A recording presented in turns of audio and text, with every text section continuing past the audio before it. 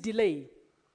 I can see majority is not here, but when you look at the first schedule, Mr. Speaker, the first schedule is about additional allocations from national government revenues, which actually means it is about implementing projects and programs that are within national government development agenda.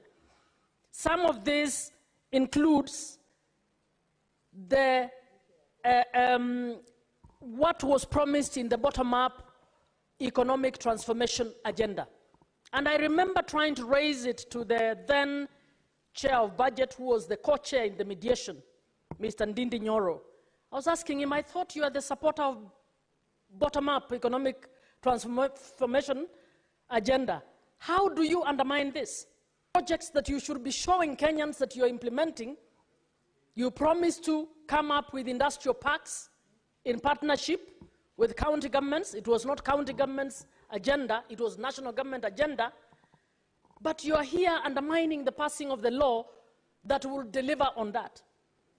Mr. Speaker, we will need majority leader, when you people have your PG, to actually advise your colleagues in the National Assembly that some of the decisions that you make actually undermine your own development agenda. So we won't be able to show much on all these programs in the first schedule because of the ego trips between the National Assembly, actually mainly by the National Assembly, that have delayed this issue. I would like us to apologize, period. So I'm requesting that the Finance Committee or the Senate at large recently. Mr. Speaker, I would then want to speak to the fourth schedule. The fourth schedule is about the development partners funds that are being on additional allocations. Mr. Speaker, out of 14 funds, only 2 are grants. 12 of those funds are funds, only 2 are grants. 12 of those funds are loans, loss that has been occasioned by the 8 months delay in operationalizing these loans. And I am suggesting that the Finance Committee get a report from the Parliamentary Budget Office, an assessment of how much has been lost in terms of public funds when we consider the fines and the commissions we have to pay, because as soon as we signed those grants, as soon as we signed the loans, the charging has already commenced. It is important that the people of Kenya get to know. It is also important that the National Assembly gets to appreciate how much we are losing as a result of these ego trips. So it will be good to know in terms of the penalties that we are being charged. It would also be good to know the value loss that we have had because of the delays in implementing the projects that ought to have started. If we don't bring this on, if we don't actually put a value on what we are losing, then they don't appreciate. They imagine it is just a matter of showing who is, it's an ego trip about who is or who has the powers between the two houses. And it will be good in future for us to be able to tell the Kenyans that we are losing this much because National Assembly does not want to implement devolution. Mr. Speaker, I'm requesting that that figure be given to us on how much we have lost on the 12 loans in terms of the commissions that we are being charged and the commissions that we are being charged and the cost of not implementing these programs. Mr. Speaker, when it comes to the schedule, the committee, that even though they have passed it, we need to find a more transparent formula in which we can determine how much of these court fines are coming in and how much each county has to get. When you look at that schedule, it's very few counties that are receiving any monies out of the court fines. I have no clue why it is only those counties. It will be good to know how much we are getting out of this and how much in terms of apportionment will be going to all the other counties as well. So as I finalize, my plea is that as a Senate, let us ensure we don't have a repeat of what has happened, and that might mean that we think out of the box in terms of how we want to pass the SIGA bill, and if it means there is a big conversation around within the summit and among the two or between the two houses, we need to truly find a solution so that National Assembly appreciates that funds that have been negotiated in loan agreements, grant agreements, funds that have been put in budgets courtesy of the national government development agenda are funds that we cannot hold back merely because we want a particular fund to pass. I think it's the most shameful thing that they use the RLMF to actually blackmail the country on very, very important funds and to delay the implementation for 8 months. Mr. Speaker, I support this bill, but request that the issues I've raised, which are important issues, be looked into by the committee so that we do not have a repeat of this in the coming financial year. Thank you. Senator Agnes Kavindu. Thank you, Mr. Speaker, for giving me this opportunity to first of all congratulate the Committee of Finance and Budget, Senate.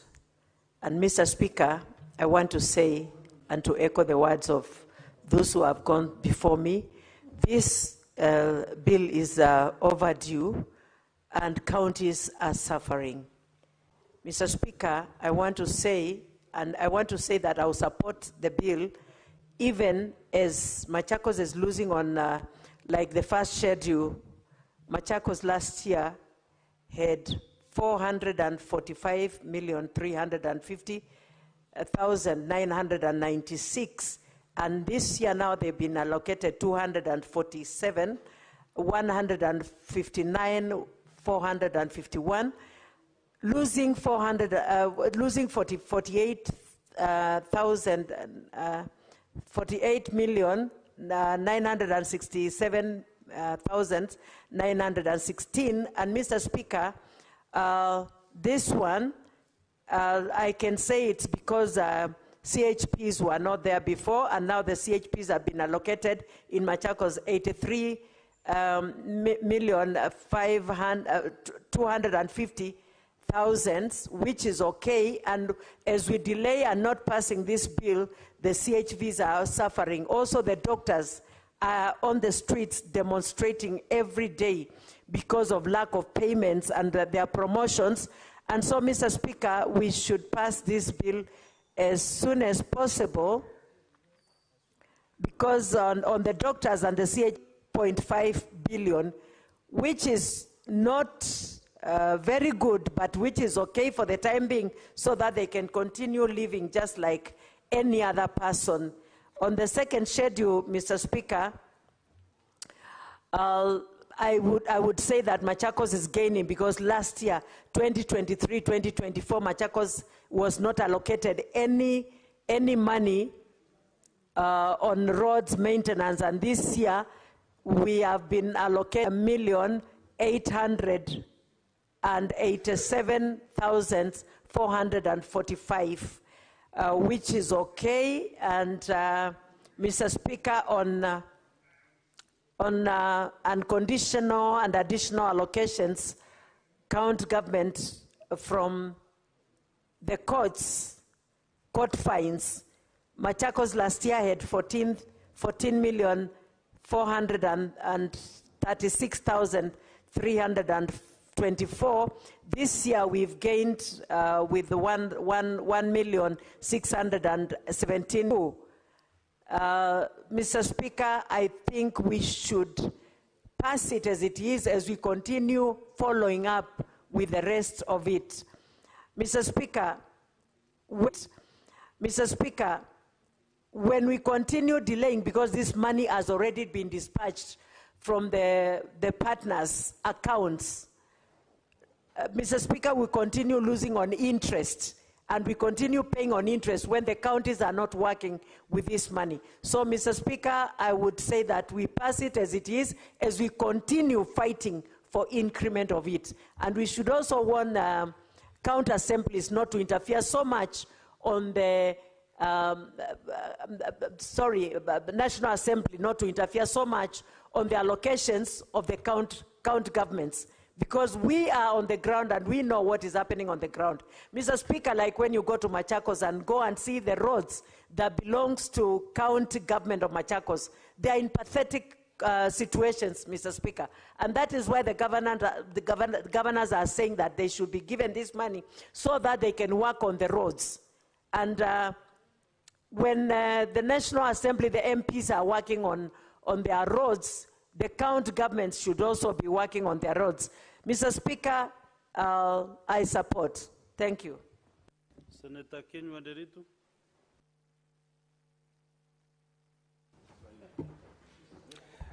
Asante sana Bwana Spika kwa kunipa fursa hii. Kwanza mwanzo nataka kuunga mkono mswada huu, na vile vile Bwana Spika nataka kupongeza kamati ya fedha ya Seneti ambayo inaongozwa na Senator Roba kwa kazi nzuri ambayo wamefanya, Bwana Spika. Bwana Spika, moja kwa moja Bwana Spika, nikiingia katika ratiba ya kwanza, Bwana Spika, ukiangalia katika jedwali, Bwana Spika, naona ya kwamba vile ambavyo, na kwa sababu jukumu yetu kubwa Bwana Spika kama Seneti hii, jukumu letu kubwa kulingana na kipengee 96 ni ugavi wa hela ambazo zinaenda katika gatuzi zetu, na vile vile Bwana Spika kutetea na kulinda gatuzi zetu. Bwana Spika, nakumbuka ya kwamba kiranja wa wengi Senator Boni Halwali amesema ya kwamba sisi ni maadui wa gatuzi. Lakini Bwana Spika, nataka kumkosoa niseme sisi si maadui, lakini sisi tunatetea gatuzi zetu, Bwana Spika.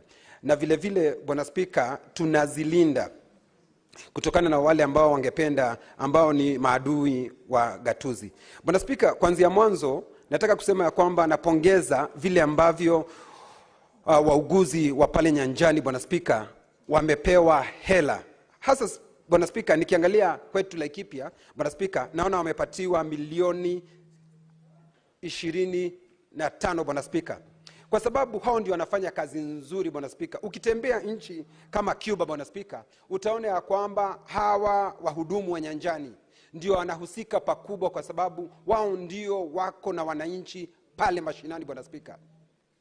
Mgonjwa awe na ugonjwa wa saratani, awe na ugonjwa wa moyo na magonjwa yale mengine, Bwana Spika, ambayo yanaathiri watu wetu, wale ndio wako pale na wanaangalia wagonjwa wetu pale, Bwana Spika.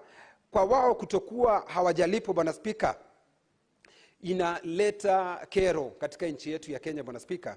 Na ndiposa wakati huu nataka kushukuru kamati kwa sababu tayari wameweka shilingi milioni 25 ambazo zitakwenda kwa wauguzi wetu wa nyanjani pale Laikipia, Bwana Spika.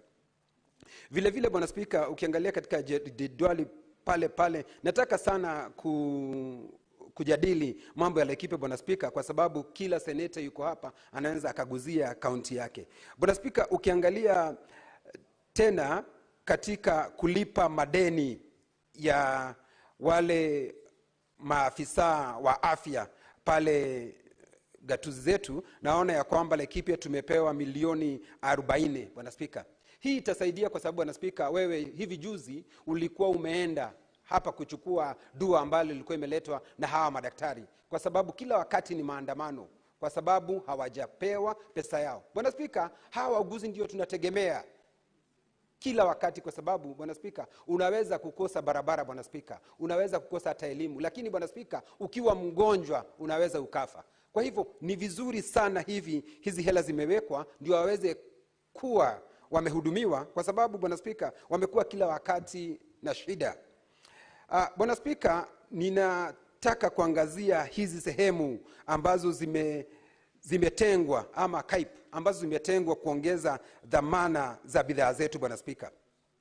Sijui kamati hii ilitumia ujuzi upi ama walitumia kiwango kipi kuchagua ni gatuzi zipi Bwana Spika ambazo watapatia hizi hela. Nakumbuka sisi kwetu Laikipia pale Rumuruti Bwana Spika, aliyekuwa waziri wa viwanda na biashara Mheshimiwa Moses Kuria alikuja pale na tukafungua hiyo sehemu na tukapiana zaidi ya eka 300 kufanya hii shughuli. Bwana Spika, kulikuwa na sherehe kubwa, tulikuwa na mbwembwe Bwana Spika, na sisi tukajitolea na tukaweka ile sehemu na tukasema ya kwamba hii ndio sehemu itakayotumika kwa sababu tuna shamba kubwa. Kwa hivyo tukangoja kwa hamu na gamu, kwa sababu serikali kuu ilisema itapeana shilingi milioni 250 kwa kila gatuzi Bwana Spika. Lakini nikiangalia hapa Bwana Spika, naona ndio kuna gatuzi 19 ambazo zimepewa. Nakumbuka Kiranja walio wengi Boni Halole amesema ya kwamba ndio tuwe na subra, kwa sababu hata kaunti yake haijapewa zile hela. Tuwe na subra tuweze kuangalia, pengine wakati ule mwingine na sisi tutakuwa tumeangaliwa. Lakini Bwana Spika, shida moja na hata maswali ambayo tunapaswa kujiuliza, sehemu hizi ambazo zimetengwa tayari tumejua ni bidhaa zipi ambazo tutakuwa tukiongeza dhamana, kwa sababu tunaweza tukatengeneza hata serikali ikaleta pesa pale, lakini ibaki kuwa mahame Bwana Spika, kwa sababu tumeona mambo mengi yakitendeka, hata nyumba nyingi zinatengenezwa, vitu vingi vinafanywa, lakini inabaki kuwa mahame Bwana Spika. Kwa hivyo tuangazie kama seneta, pesa tukigawa ziende katika gatuzi yetu, zile sehemu kuwa zikitumika vizuri Bwana Spika. Tusitengeneze ya kwamba tumetengeza zile sehemu ya kuongeza dhamana katika bidhaa zetu na hatuna chochote ambacho tunaongeza dhamana. Kama kwetu Laikipia tuna nyanya, tuna mifugo, na tuchague ni kipi ambacho tutakuwa tukiongeza dhamana. Ukienda Usingishu nao wakue ni kipi wanaongeza dhamana, ndio tusifanye jambo moja sisi wote tukue kuna jambo tunafanya. Ni kukue kila gatuzi Bwana Spika ikue imechagua ni nini ambacho wataongeza dhamana. Ukienda Narok upate ni ng'ombe, kama ni maziwa Bwana Spika tunashabikia Narok kwa kufanya ile kazi. Ukienda Nyamira Bwana Spika ni mandizi Bwana Spika, wao tunashabikia hiyo. Lakini Bwana Spika isiwe ati ukienda Narok ni maziwa, ukienda Kisii ni maziwa, ukienda Nyamira ni maziwa, itakuwa ni kazi bure Bwana Spika. Kwa hivyo ni mpaka tujipange, tujue ni lipi tunakacholifanya wapi Bwana Spika. Bwana Spika, kuna huu mfuko wa ushuru wa kutengeneza barabara Bwana Spika. Kwa lugha ya Kiingereza wanasema RMLF Bwana Spika. Bwana Spika, mimi naunga mkono kabisa, kwa sababu hakuna barabara zimesemekana vizuri. Hizi ni barabara za gatuzi na hizi ni barabara za serikali kuu. Bwana Spika, hata gatuzi zetu zinahitaji zile pesa Bwana Spika. Ni hivi juzi tu waziri wa barabara alikuja na kutuambia kwamba tayari shilingi 7 zitatumika kulipa madeni ya serikali kuu. Lakini hata gatuzi zetu zina madeni, na sisi wa Kenya ndio tumetoa zile shilingi 7 kwa mafuta wakati tunanunua. Kwa hivyo hizi pesa zinapaswa kugawa mpaka kwa kaunti Bwana Spika. Na Bwana Spika, nikiangalia katika ratiba ya pili Bwana Spika, Laikipia kulingana na ugavi wa fedha hizi za RMLF Bwana Spika, Laikipia tungepewa milioni 235 Bwana Spika. Bwana Spika, hili jambo kupelekwa kotini, naomba tu koti zetu zifanye kwa haraka ndio tuweze kupata. Sisi Laikipia hatutaondoka Bwana Spika. Mimi nitasimama kidete, nitasimama wima, kwa sababu barabara zetu za Laikipia ziko hali mbaya Bwana Spika. Na kusema ya kwamba ati National Assembly, Bwana Spika, ama jumba la kitaifa litaleta mvurugu huu, ndio sisi watu kaunti zetu zisiweze kupata hela hizi, Bwana Spika, tutapinga leo, kesho kutwa mtondo na mtondogo, tuweze kupata pesa zinazoenda katika kaunti zetu, Bwana Spika. Na sisi Laikipia, hizi milioni 235, tusiambia kwamba, Bwana Spika, sijui governor atatumia vibaya, sijui atatumia namna gani. Kuna sheria zitafuatwa. Akitumia pesa vibaya, kuna kamati ambayo inaongozwa na Kajwang hapa, na kuna kamati nyingine ambayo inaongozwa na Otosi, na wanaangalia haya mambo kwa kindani, Bwana Spika. Na vile vile, Bwana Spika, tuna MCA wetu ambao wanafanya kazi ya oversight ya kwanza kuangalia, Mr. Speaker, so that the money goes down to the villages, so that devolution can be felt, Mr. Speaker. Mr. Speaker, I've seen we have been allocated 105 million for industrial park. How I wish, Mr. Speaker, my governor can pick my call. I take him to Kitui to benchmark and see what the governor of Kitui is doing. Mr. Speaker, I want you to accompany me to Nyamira. You see what is happening at a place called Isironga, where the governor is doing an industrial park. All that he did is to put a fence round, did some groundbreaking, and that was it. But money has already been sent and spent at our account in Nyamira, Mr. Speaker. I know, Mr. Speaker, that the intention behind the aggregate industrial parks was very good. We want to create opportunities for business for our people. But again, the same question, Mr. Speaker. Unless our governors understand the vision of President William Ruto, they will provide the weakest link in him achieving his vision, Mr. Speaker. So again, I appeal to Governor Nyaribo. When this money hits your account, it's not your personal money. When this money hits your account, we want to see activities in Isironga. We want to see construction going on. We want to see a building go up, Mr. Speaker. 105 million is not just some little change, Mr. Speaker. This money that can do work that can be seen, and that's what we really need to see. Finally, Mr. Speaker, this money on RMLF, how I wish we could ring fence this money. How I wish we could ring fence this money to do tarmac roads in our counties. Because if we are giving this money to our counties to go and do Maram roads, you are just giving the money to it. Senator Sigei, in Bomet, you send this money to your governor. You will see tomorrow you'll be wearing a suit worth 200,000 from the money you have sent him. Because tarmac, they will tarmac a road that has already been tarmacked by the Member of Parliament. So if we need to transform our counties, let us ring fence, condition this money. If it goes to, even if you do 2 kilometers, it's okay. Let us do even 5 kilometers in a financial year. In 5 years, we would have done 25. That will be transformative, Mr. Speaker. So I thank the chair for the good work done, but the job is also cut out for us as senators.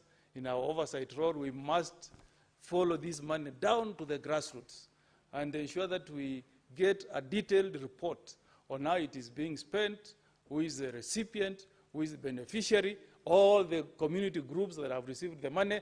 Let us have a schedule from each constituency so that governors will know that the senators of the Republic of Kenya are watching. I support, Mr. Speaker. Senator Wakiri Ilali. Thank you, Mr. Speaker, for giving me the opportunity to equally add my voice to this very important bill. Mr. Speaker, it's important because this House has been recalled from recess to come and deal with this critical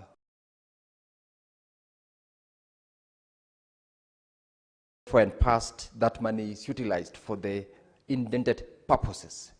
Mr. Speaker, it is a very crucial bill because besides us asking for the monies to be released to the counties in good time, we are equally called upon as the Senate to make sure that that money, once it's already released, is put into good use. I want to appreciate and commend the committee that has burned the midnight oil to make sure that this report gets here, the bill is availed before the House for debate and finally approval and vote. But again, the biggest and the greatest challenge is the fact that we have had to be recalled from recess because of the delays which has been occasioned by the sibling rivalry between this particular House and the National Assembly, Mr. Speaker. Nonetheless, we are here and the committee has done a commendable job. And I wish to just make a few comments, particularly with regard to the fact that we are dealing with this bill because we want our respective counties to get additional allocation. And it is reflected, Mr. Speaker, in fact, from the objectives of the bill, that this bill seeks to allocate supplementary or rather additional resources to our various county governments and define respective responsibilities, particularly with